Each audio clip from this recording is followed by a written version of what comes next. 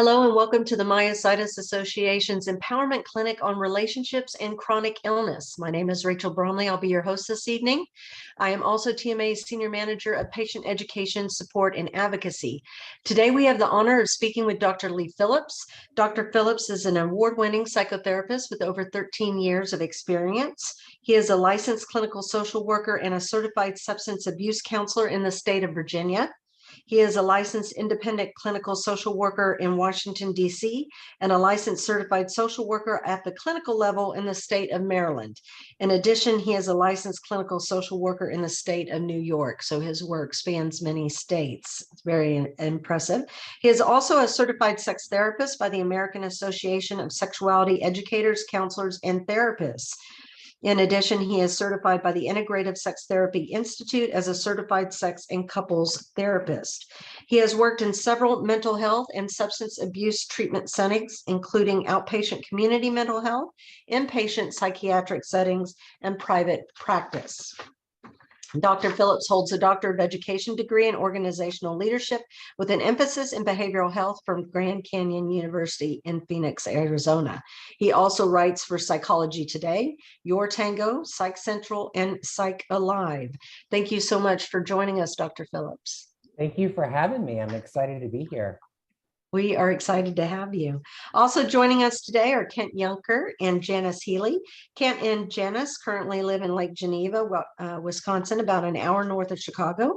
They have been married for 16 years and friends for more than 20 years. They have 4 children from Kent's previous marriage, as well as 7 grandchildren and 5 grand dogs. And we may be hearing from some of them at some point during this webinar, so we'll see.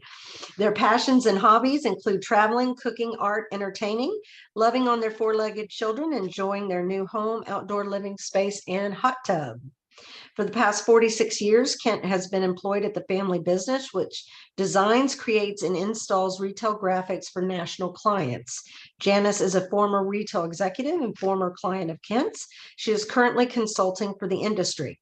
Kent was diagnosed with IBM in June of 2018, although he has likely had it as early as 2016. The progression has been significant these past 2 years.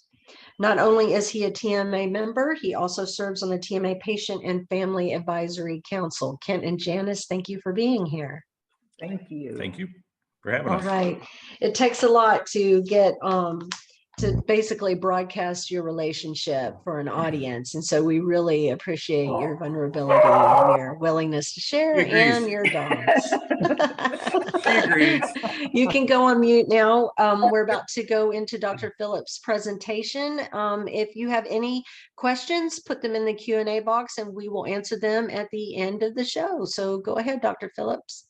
Great. Well, I'm so excited to be here to be part of this empowerment clinic on a topic that's just so needed. And so in my work and in my practice, I hear a lot of questions. And so some of those questions that really come up in my practice are, how do I juggle my needs of being ill and disabled? How do I support the needs of my partner who is healthy?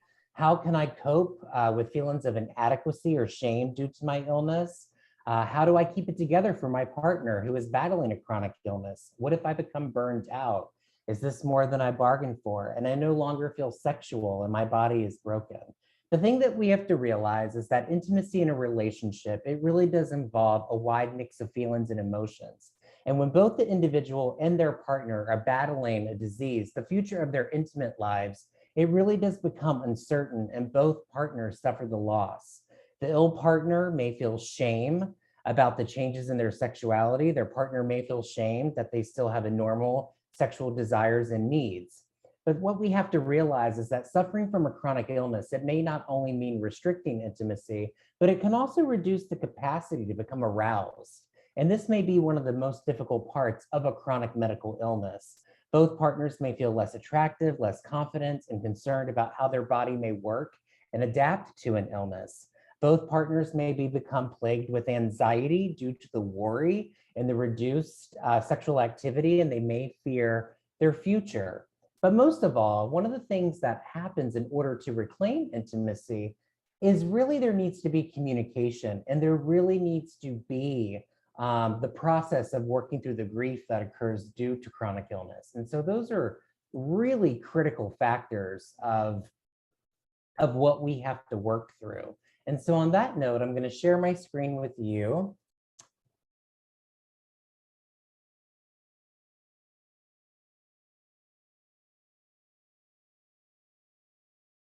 I'm going to go back real quick.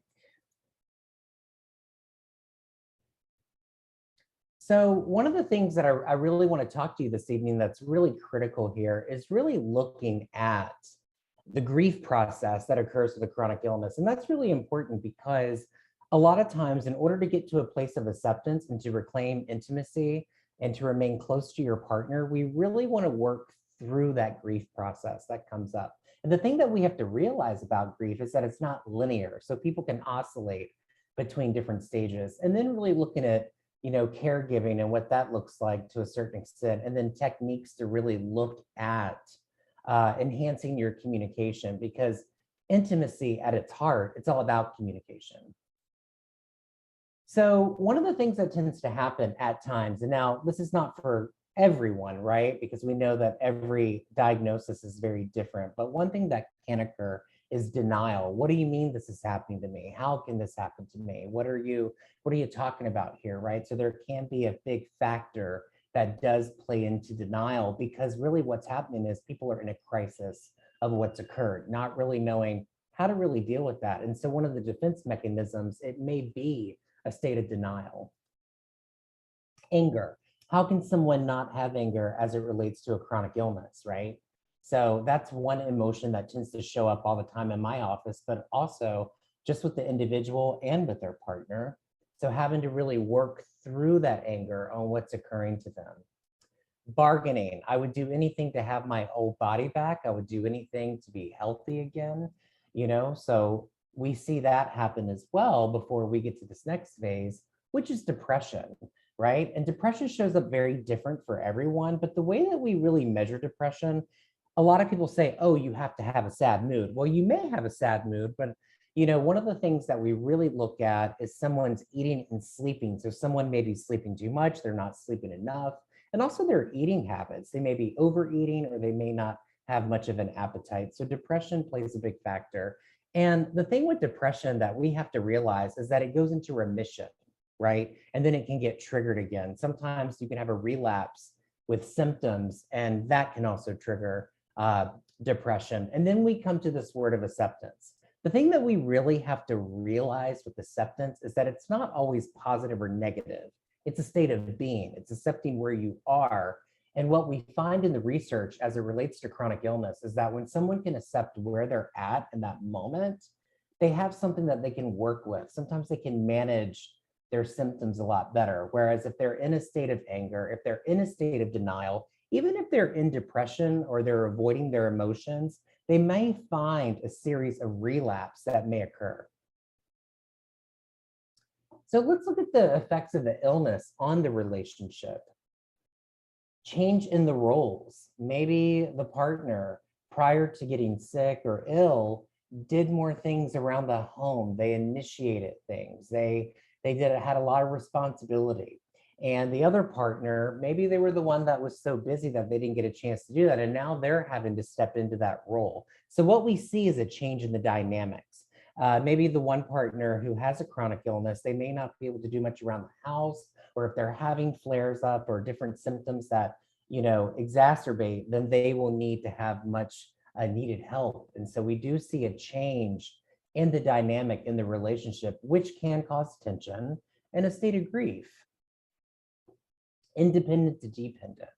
This is something that's very hard for someone that has a chronic illness. They lived in this state of independence, and all of a sudden they have to be dependent, not only on their partner, but other people as well, right? So they have a support system. The goal is to really get to a place where you can really accept where you're at, to where it's okay to be dependent on your partner, right? And that's one thing that we really strive for when I work with couples in therapy. Caregiving stress. There can be a state of caregiving stress that can occur in a relationship, but also we look at caregiving as a very rewarding thing that happens too. Sometimes partners love doing that for their partner. They really enjoy that. So we try to normalize that and really try to help the couple and what they can do as far as burnout, as far as their stressors, right? How to reduce their stress as much as possible when we're working in relationship therapy. So there is a type of relationship therapy that I use, and I've been trained in several different models, but the one that I love is Imago relationship therapy, IRT. So Imago is Latin for image, and it also reflects the mature stage of a butterfly. And so it's based on the theory that the frustrations, the conflicts of feelings experienced during childhood often manifest themselves in our adult relationships when we really seek a partner who is the image of a childhood caretaker. So the partner choice reflects a longing to integrate really a part of ourselves wounded in childhood. And the thing of it is that we all have childhood wounds, right? Things that have happened in our past. And we hear a lot of messages from our childhood, messages from our caretakers or our parents or our peers, our teachers. And so we imagine we will be healed by a partner who reflects what we have denied in our sight and need to heal. So really what that means is that we find a partner unconsciously based on the positive and negative characteristics of our caretakers. You may hear people say, oh, wow, she's just like my mother, or he's a lot like my father. A lot of times we will see that in our partners. There is no coincidence that we choose partners we do, as we do so based on their similarities and differences of our partners. However, I have to say, I do have patients in therapy where, they will come in and say, Dr. Lee, he's nothing like my father because I didn't want to marry my father. I wanted someone completely different from my parents. And so that also happens too, because we need that for healing. If we come from a family system where there's a lot of expressed emotion and there's a lot of enmeshment, we may want to find a partner who can heal us so we don't have to have that enmeshment. Or if we came from a family dynamic where there is a lot of like detachment or avoidance, we may want a partner where we can feel connected and we want to be attached. And so we search for that. However, that is unconscious. Even in the best childhoods, people don't always get their needs met, right? There's always things that are left behind, or you may grow up in a family system where you may have a sibling where a lot of attention has to go to them and you kind of get pushed to the side. So family dynamics are very interesting.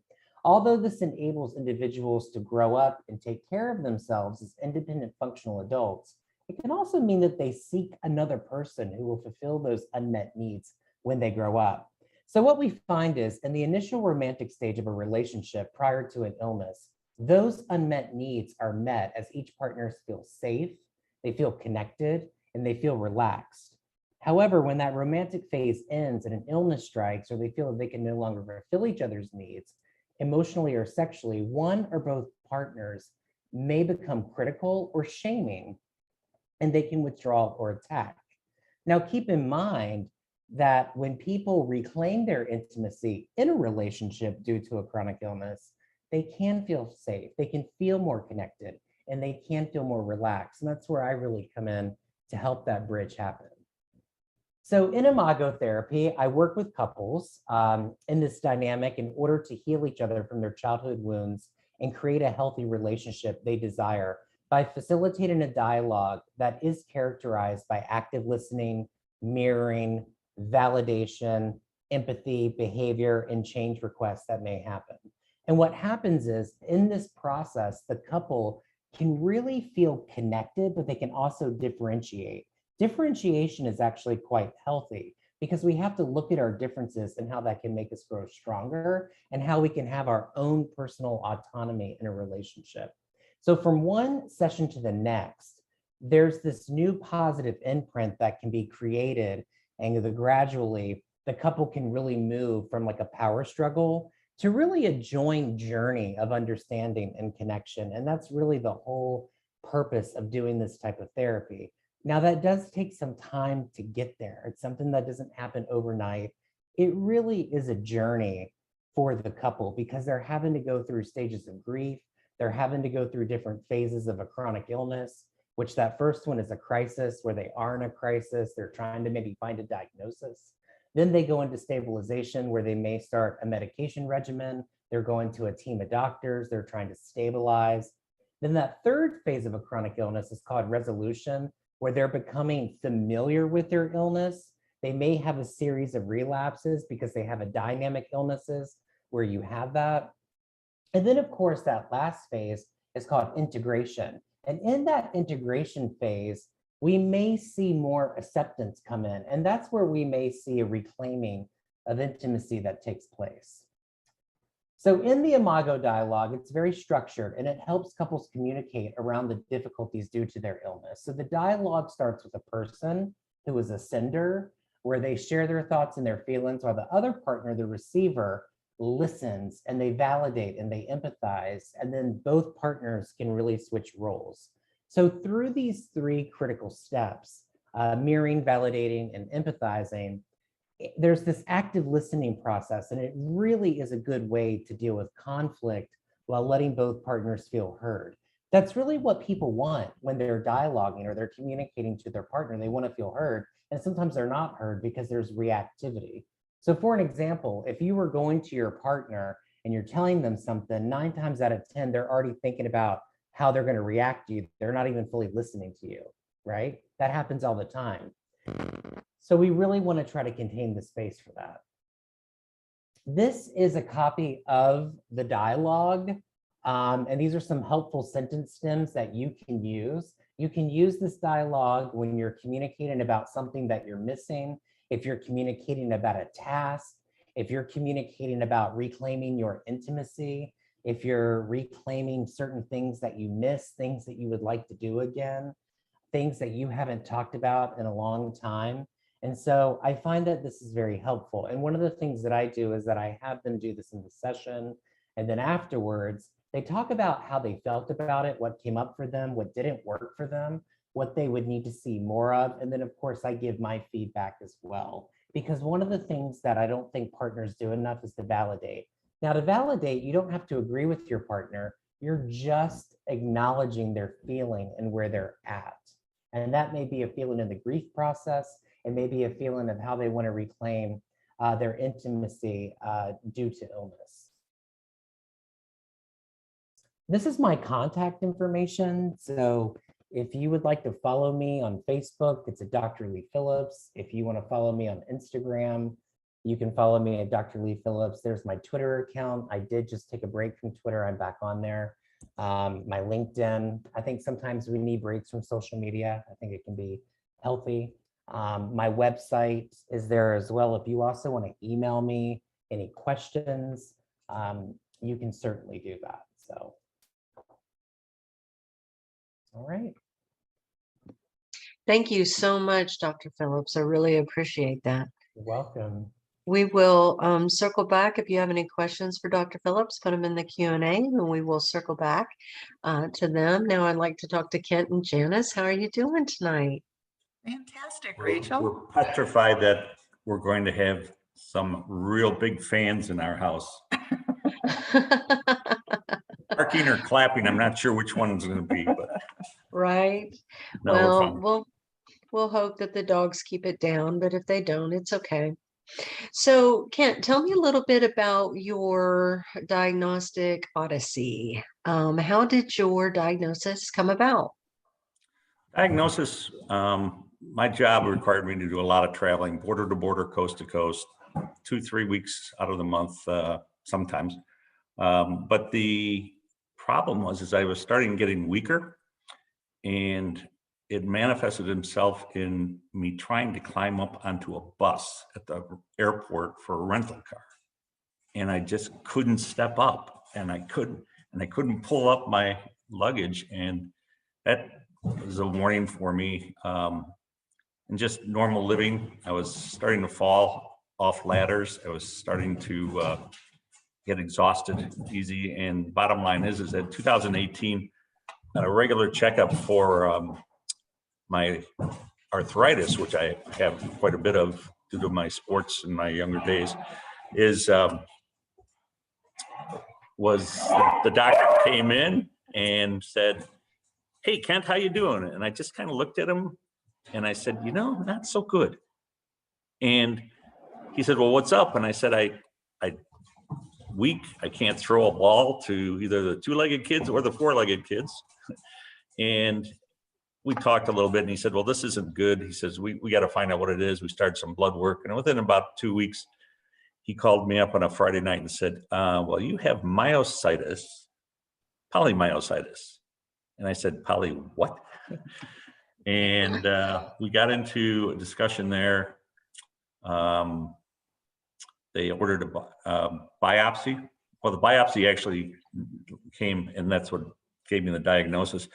But, and he said, "We're taking you off of all your medication. We're going to put you on prednisone, pretty big dose. We're going to blow out all your immune system. Don't catch a cold. Don't fly anywhere. Planes and jets are just petri dishes with wings, and you can't afford to get sick." So it was a trip from hell for about 5 months. The steroids were horrible. And then I went to Mayo Clinic, and they said, after 3-4 days of testing, they said, "Well, yes, you do have myositis, but we don't believe it's polymyositis. We think it's IBM, and we want to do another muscle biopsy." That confirmed it. And there was my diagnosis. So it pretty much was the biggest part of the journey as far as discovery. But then the journey took a turn and said, I wanted to find out as much information as I could. I wanted to be able to do all of the right things, eat the right food, do the right exercises, et cetera, et cetera. And I didn't really know where to go, especially diet. It was like, this has got to be so normal, easy thing. But yeah, everybody says, "Oh, your diet's fine." And then I ran into two wonderful things. First, I discovered TMA, and I'm not plugging you. This is really, I found a source, finally, people who knew what this was and what to do and where to go and where to ask. And the second thing I found was that there was a convention coming up in Minneapolis. So that was 2019. And the rest has been much better as far as understanding what I've got, where it's going. The worst thing is that when I was first diagnosed, I didn't know where to go. It was so frustrating, the misinformation. My daughter thought I was dying and told my granddaughters, "Grandpa's not going to be here next Christmas." And I'm going like, Oh my gosh. so it was just that kind of stuff that has all gotten a lot better, especially over the last 2 years where we've made such progress. Well, how have you adapted your lifestyle to the illness? Janice is laughing. No, I'm going to take care of Yeah, that. all right, go ahead. What? How have you adapted your lifestyle to the illness? Tough thing was the job that I had at the family business. I've been there for all of my adult life, 47 years. And all of a sudden they said, "Go, you take care of your health first. Don't worry about your job. We've got it all covered here." And they said, and then COVID hit, and it was like, oh my gosh, now I'm working from home, which they wanted me to do anyway. But I felt useless. I wasn't doing what I did, and I couldn't have what I had as far as being a part of a team and making an impact on it. And that self-esteem really took a beating. I looked at my body and my withering bones and arms and legs, and the muscle I felt ugly. I felt unattractive. And it was just a personal thing that I had to work through. My wife was so supportive, and still is. I made a lot of funny noises. Every time I tried to get up, I was groaning. Every time I flopped down onto the couch, it was like, oh. But I always know where he is. Yes. You always know where he So is. I got that going for me. Go. Well, Janice, that's a good segue to you. What has your experience with Kent's diagnosis been like? Well, I think at first it was just acceptance. Like he said, let's get as much information as we can, right? Let's understand what it is we're up against. Let's not project something that maybe isn't. And once we got to that place, you talk about anger. There was no anger. I would say maybe irritation from time to time because we couldn't do some of the things that we like to do. Or frustration. One thing is, we'll find our courses colliding every once in a while. And when I say that, it's he wants to live life as normally as he possibly can. And I completely understand that. I, on the other hand, am hypersensitive to keeping him safe. Like, I think my most used phrase in the house is, where's your cane? Where's your cane? There's his cane. Do you want to tell the story about the cane in the hospital? Yeah. Go ahead. I started working at therapy, and I was being interviewed by the therapist when the first day there, and she said, "So, do you use a cane?" I said, "Oh yes, I use a cane. My wife makes sure I use a cane. She told me that if I don't use the cane, she's going to use the cane on me." And little did I know that she was typing all of this into the report. And the next day I get a report from the hospital to the therapy center, and I'm reading what she wrote, and all of a sudden I go like, "Oh." And I call her immediately. She says, "Oh, okay, I can delete that. I haven't put it in yet. No problem." Patient is unsafe at home. So much for Things Mr. are Funny Man. unsafe at home. Yeah, you got to be careful joking around. Yeah, who's laughing now? But I think one thing, Dr. Phillips, that you brought up was this idea of role reversal and changing of roles. I think that's been an adjustment for us. Sure. Now we have a gym in our home now, so I work out every day, and I work out every day just to make sure that I can do those physical things that Right. Kent was an athlete in the day, so I didn't ever have to do any of that. But at the same time, then it's, well, what can he do that I used to do? And so there's things like, I don't empty the dishwasher, Kent empties the dishwasher. There's different chores around the inside of the house that he can still do. So we try to maintain that balance so that he has a sense of purpose, and like he was saying, that he's not feeling awful about it. And I think one of the other changes, you mentioned in the beginning, Rachel, that we love art and travel, and so that lifestyle adjustment has been it's been a journey for us. And it's everything from, we used to just impulsively stop in a little town and go through art shops and walk around and stop and have a beer, and now we can't do that on impulse anymore. We really have to think about it practically, because there are mobility tools that we need. Well, we need a scooter for this. Well, is he better off in a wheelchair for something like this? So we have to be more pragmatic in those kinds of activities. So it's not that we can't do them. It's just, it's a new normal, right? We don't concentrate on the old. We look at what's this new normal? How do we adjust to that? And how do we still be able to enjoy the things that deep down brought us together in the first place? These things that we love to do together. To both of you, what relationship skills have you needed to rely on through this journey? Well, I've got a couple of suggestions, and it's things pretty much that I've learned from Janice, and maybe Janice has learned from me, maybe. Both of us, both people. When I say both, you've got the patient, you've got a caregiver or a spouse or family, but both sides need to be great communicators. Don't pretend to know what others are thinking, feeling, implying. And that is a good one, because I would say, how can you tell me how I'm feeling? It's like, you can't tell me that. Only I can tell you that. Share what's going on outside and inside your heads.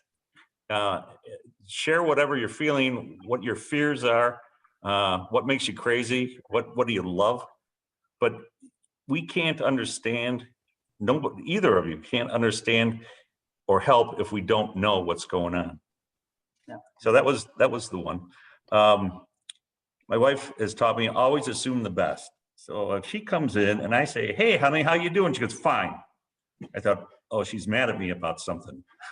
And I'd start getting, she goes, "No, I'm not mad at you. I'm tired. It's been a long day. And now I got to make dinner or whatever." But, you know, I would always assume that something else. And so she says, always assume the best first. All right. Yes, she still loves me, but how can I help her out or something like that? Ask for forgiveness and forgive. We all get exhausted physically, emotionally. We are vulnerable. We can all lose it once in a while. It's easy to drop our guard and say and do things that we wish we could take back. Reconcile as soon as possible. It's normal, but you don't think about it. Being mad or being mad is not a good state to stay in. I was going to say something else like that. Well, and, No. and I'll add to that though. Yes, talk about it, but then there's sometimes that you don't talk about it. Make it okay to not be okay some days. Like it's okay, and we don't have to talk it to death. And know that I love you, and I just need some time. And understanding that I think is huge for us. Here's one that says, "Don't carry unnecessary baggage." It says, "This disease is a long journey. Travel light." Look for joy. Laugh a little bit every day if you can. Watch movies, comedies, comedians. For us old guys, let's watch Johnny Carson back from the 70s and 60s. Pretty funny. Late night shows. Couples. Have a couple date nights, TVs, movies, friends over, entertaining, all of that stuff. You've got to look for new joys in your life, even though some things don't work as well as they did before you had the disease. Don't isolate. We were not meant to be alone as human beings. Be at peace with your spouse, family, friends. Whatever it takes, stay connected. And then lastly, there are 4 words that can change everything. We can say, well, I have to get up now. Or you could change it and say, I get to get up now. I have to go see the doctor. No, I get to go see the doctor. And when you start thinking of this as, look, you can still do things. You can still be things. And we always say like, oh, I have to clean the house. Hey, you have a house you can clean. And it's so change the attitude. That's what it is. Change your attitude and change your lives and how you look at it. That's amazing, because gratitude is just so key. So Janice, I have a toughie for you. Oh, great. Has myositis brought you two closer together or farther apart? I don't think it's one or the other. It's just different, right? Like it's just accepting. I'll go back again to accepting a new normal. It's not a bad thing and it's not a good thing. I mean, there's 2 sides to it, but there's contentment in today. And that's how we try to live. Like I can get physically and emotionally exhausted sometimes if I think about what has to happen in the next week or 3 weeks. But if I just take it a day at a time, then that's okay, right? So I think it's, we're as close as we've ever been. It's just not the same, nor would I expect it to be the same. I actually put a lot of time into this. I've just got a 2 he put his glasses on. Okay. Oh boy. All right, so we both love adventures, exploring, cooking, and entertaining. We love traveling, especially romantic getaways. We love just being together. We care deeply, trust completely, and love unconditionally. We are best friends. We call what we have magic. Early on in my diagnosis, I feared that some of the magic would be compromised. And obviously, a lot of things have changed. But the important things, the caring, patience, the smiles, commitment, and love has not changed. We still have adventures, but they're different. We still explore and entertain, but it has a different look and feel and a pace. We had to adjust, and we will probably always have to adjust to one degree or another. Most importantly, we focus on what we can still do, not on what we cannot do anymore. Or to put it another way, we count our blessings and not our losses. It's a great way to spend the day. It's a great way to end the day.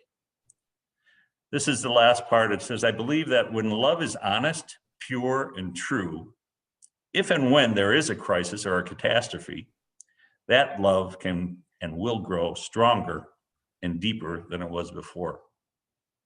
That's why we call it magic. That's it. You guys are going to make me cry. We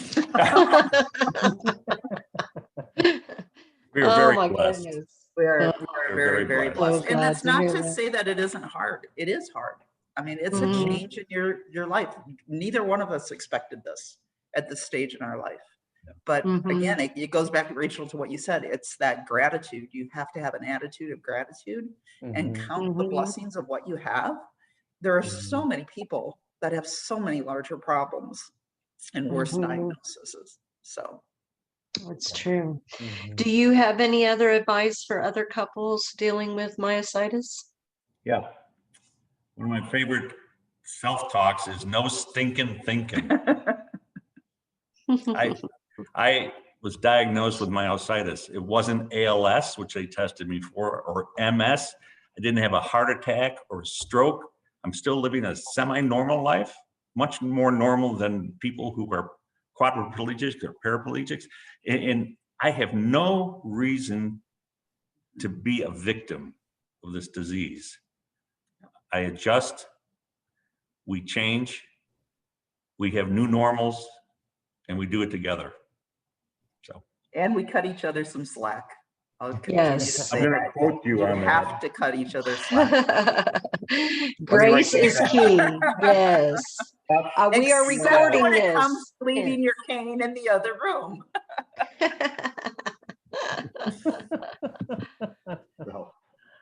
um, He would use it on me. What do you think? No, seriously, All right. we appreciate being on here and listening to Dr. Phillips, and Mhm. we hope some of the things that we've experienced will help some of the people out there. You know, there's something that I truly believe in, is that, you know, we can have wisdom, we can have knowledge, we can have empathy, but if we don't share this knowledge, this wisdom, if we don't reach out to others and help out, it's a tragedy.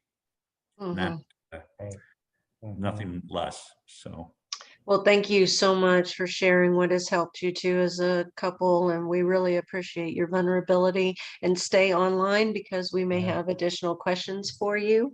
I want to circle to the Q&A and talk to Dr. Phillips. Mhm.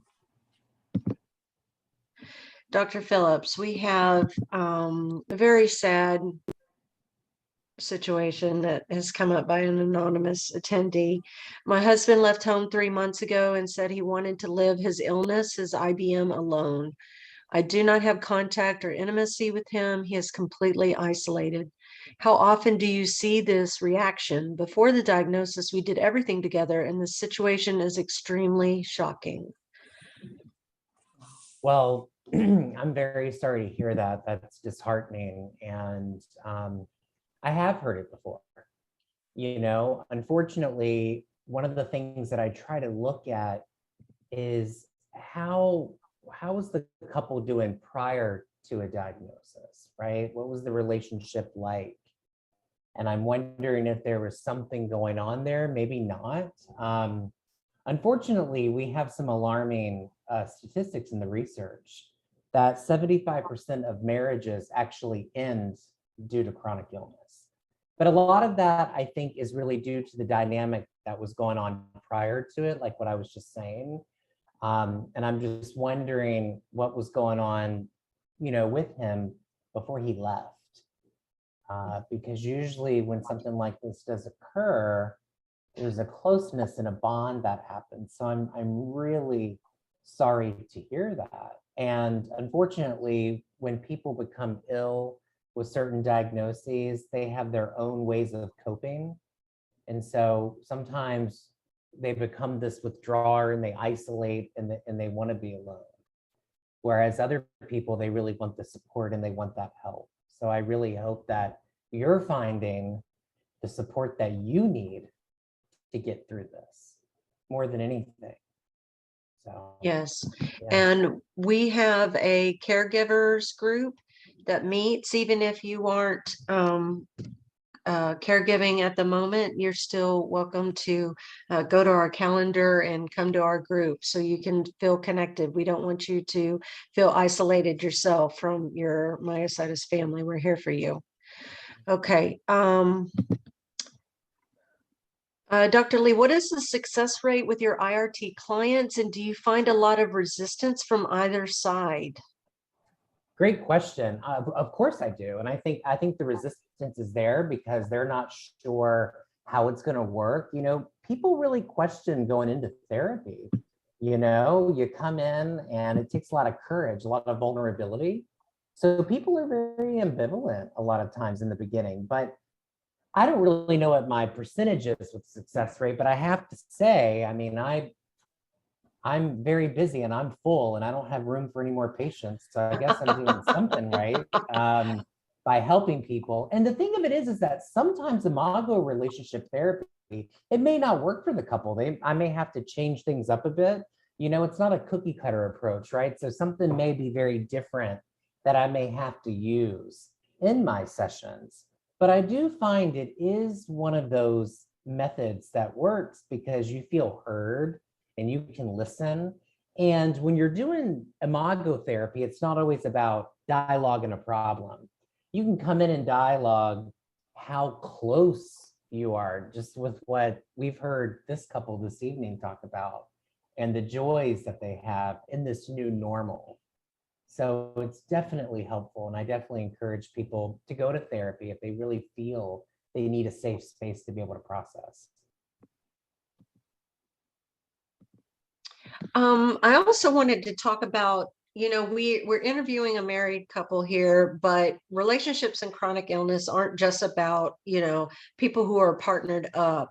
We have different relationships with our friends, our family, our neighbors.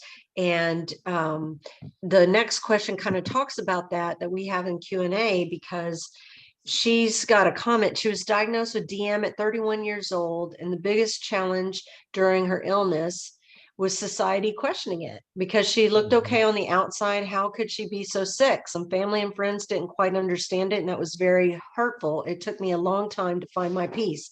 So how do you work with people to help them get their family and friends to understand that myositis is a real disease, it's a serious disease, and just because it can be invisible doesn't make it any less real? Right, that's an excellent question. I think one of the things that comes up is that there's so many different groups of illnesses or diseases. And I think invisible illnesses are very hard to understand because there's this, you know, this misconception that goes on that, you know, if you're not wheelchair bound, you should be able to walk and you should be able to function in society. But invisible illnesses are a mystery. And just because you see someone walking around, it doesn't mean that they don't have a disability, right? So I think a lot of it has to do with education. If the family is willing to attend family therapy, you know, it's funny, I had a client years ago that had multiple sclerosis. And when she was first diagnosed, I mean, you know, she could walk, see, hear, bend down, do what she needed to do. And her family just did not understand it. So one of the things that we talked about in therapy was having her leave these little brochures around the house so they could pick it up and read about it. And they found it to be very helpful. And eventually, you know, her family came into a session with her to get some information on it, which I think is critical. So I think a big part of it is education, being able to educate people about certain things and not have these assumptions about things, right? I think that's critical. And I like what you're talking about, Rachel, with support. I always ask my patients in therapy, who's your support system outside of therapy? So joining online, I mean, gosh, technology these days, online support groups, so, caregiver groups, different hospitals have different support groups that people can go to as well, different meetup groups that people can attend. So I think it's really important to have some type of support group. I facilitate a chronic pain management group that meets the fourth Thursday of the month, and it's really turned into a women's group, and it's always been a women's group, how it's turned out, and it's a great place for support. So it's always important to find that. And so I highly encourage, whether that's friends, support groups, other places, go out and find that, just like what Kent was saying with the Myositis Association, finding out information. And I love the approach that they use. Let's accept where we are and get information on this. And that's very powerful, right? It is powerful. You sent me questions that you ask of your clients when they come in for therapy. And I wanted to talk about one of these. It asked them about how much of a difficult time talking about your illness and the problem it brings. How do you work with your clients to help them kind of bridge that unease? Well, I think we really have to look at, where they are in their journey. So if they're in a place of acceptance, they tend to be able to talk about it just fine. They want to come in and get support, but often they don't really know how to start that process. So I think it's an idea of curiosity and really the rapport building process. I think in this type of work that we do as sex therapists, relationship therapists, psychotherapists, is that it's all about the way we welcome our clients and the warmth that we can give them and the empathy. And I think the more that we can show that empathy and support and to let them know that, hey, this is a tough journey you're on, but it can be a journey of creativity and a journey of support. And I think that is really where it starts. It's making them feel comfortable to come in, because they may be afraid of that. They may be in a state of denial, or they may be ambivalent because here I'm going to go in and talk to this doctor about my emotions and my feelings, and I've never done that before. How's this really going to help me? So I think that's really the place that we start, is empathy. Have you found in your experience that maybe the chronic illness is kind of like the last straw? I mean, that pushes them into therapy, and then they have other issues that you have to work with them on in order to even get them to a place to deal with the chronic illness? It can be. It can be. Sometimes that can be the pushing force, but there could be other things that were going on in their past that they start to talk about. Sometimes I have chronically ill patients that come in and talk to me, and it's not even about their illness. They just know that I'm aware. I'm a chronic illness therapist. They may come in and talk about a family member that they're dealing with and how it can cause a flare-up, or how their stress can cause a flare-up. They may come in and talk about a career change. They may want to come in and talk about a mental health problem that's associated. With a chronic illness, we do see a lot of comorbidity, right? So there's a lot of like depression and stress and anxiety that can come along with it. So they may come in and talk about something completely different. They may want to come in and talk about sex. They may not even want to talk about, we've accepted our illness, we're here, I still have desire, I still have arousal, I want to be able to have sex, and I don't know how to go about talking to that with my partner. Or if I'm single, how do I go about dating with a chronic illness? Yes. So there's a lot of different things that tend to come up, right? Well, put your questions in the Q&A. He brought it up. So if you have any questions about sex, it's time to ask them. But let's see. Kent and Janice, did you have any questions for Dr. Phillips? Yeah. What's it going to take to slide in if you're not taking any more patients? I was really counting on this. Somebody needs help here. One of us really needs some help. I'll make an exception for you, only because I like where you're. You mean for her?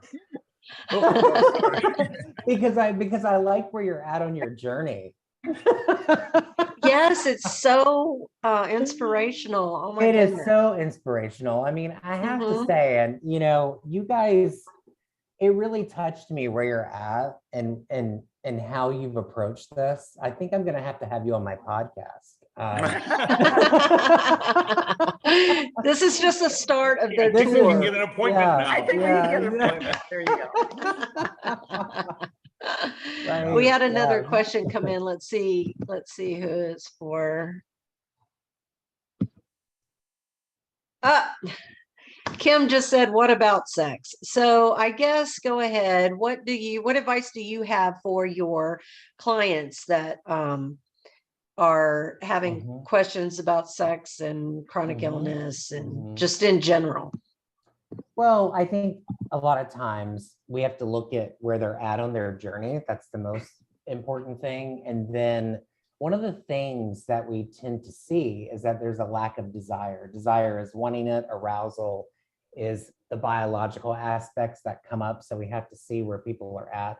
My mantra has always been get curious about your partner and get creative with your sex, because you are in a new normal. So things may work differently. You may not have the energy level for sex.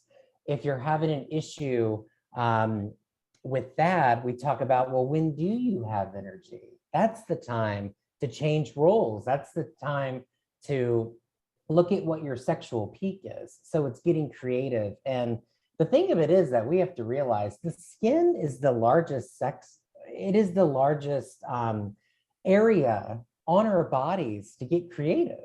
The brain is the powerhouse, right? But we can look at other ways to have pleasure. There's an umbrella of things that fall under that. We have erogenous zones that we can tap into. So the biggest thing is having a conversation about it and really being able to integrate those things that you could do into your past into your new normal, right?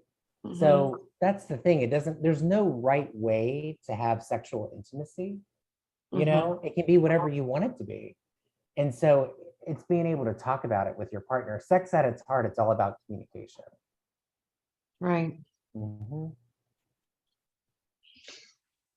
No one else is putting the follow-up questions in there.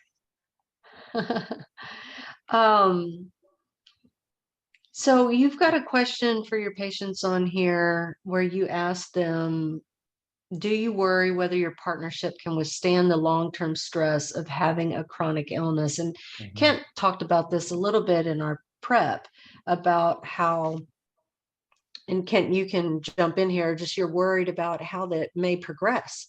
You're not certain how it will progress. And so does that play a lot in your emotional well-being? Mine? Yes. I did. Yeah, you're I the didn't only know. Kev here. I didn't know if it was the situation is, yeah, I don't want to stop doing things with my wife. And she does so much for me. And the last thing I want to do is continue to be less helpful, able to help. And so that's a concern for me. But again, there's so many other parts to this, it's not, I asked her, there's a book out called 5 Love Languages, and it's a great book. Every couple should look at it and read it. It's wonderful. I asked her, I said, with this disease, I thought I used to know what your love language was. And I said, I honestly don't know how to love you like we used to. And she goes, time together. That's it. Time together. We used to go out and do so much and just create memories on top of memories. And she goes, and that's what I want to continue to do. We just have to redefine it. Mhm. And I go like, great. This is good. I mean, but I needed to do that because I didn't think I was, she gets exhausted and she kind of crawls into her own space and tries to get everything done that she can get done. And I'm sitting there going like, oh, this is not good. This is just not good. It's not fair for her to have to do this. And if I say something to her, if I can like can I help? She goes, yeah, go sit down. This is a one butt kitchen. Yeah, that's the thing. We have a one butt kitchen. So it's that type of thing. And as I said, the less mobile I get, the more concerned I am. But we'll take it one day at a time.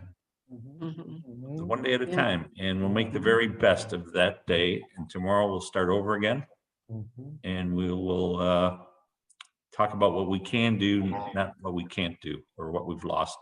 So Thank you. And Dr. Phillips, before we go, what do you wish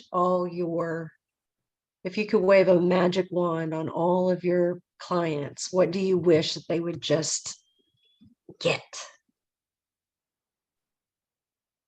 That you can still live a life well, even though it can be restricted by illness at times.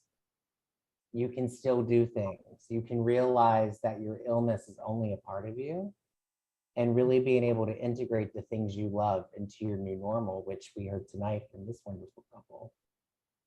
That would be my magic wand if I could do that, you know.